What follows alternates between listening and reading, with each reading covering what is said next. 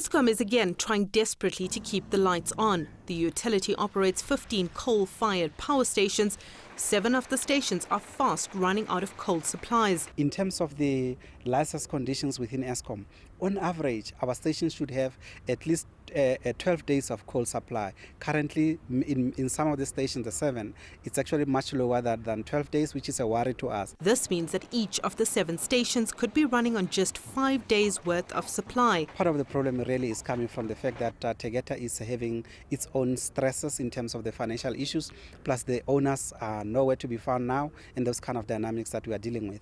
The other power stations really is a matter of us, together with management of Eskom, obviously, going to the power station managers to understand as to how did we get to that particular problem. But while we are doing that, we are doing I would say, the emergency protocols that we have activated. Tegeta, which was owned by the infamous Gupta family, have closed shop.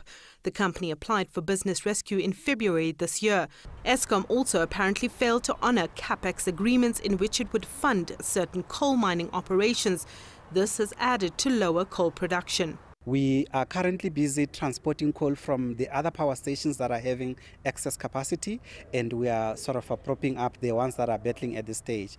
So in addition, we also have had discussions with the National Treasury for us to issue contracts, temporary ones, which are going to sort of put more coal at the stations that are having difficulties. In the meantime, the state-owned utility is urging the energy regulator to lift electricity tariffs in order to recoup over $5.5 billion it's spent to keep the power stations operational. It is taxpayers' money because Eskom is state-owned, and therefore, by definition, it's money from the taxpayers of South Africa.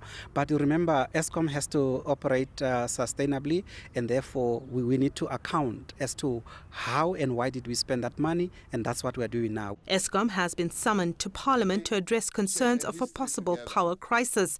The company will also be probed about its latest financial results. Sumitra, Nydoo, CGTN, Johannesburg, South Africa.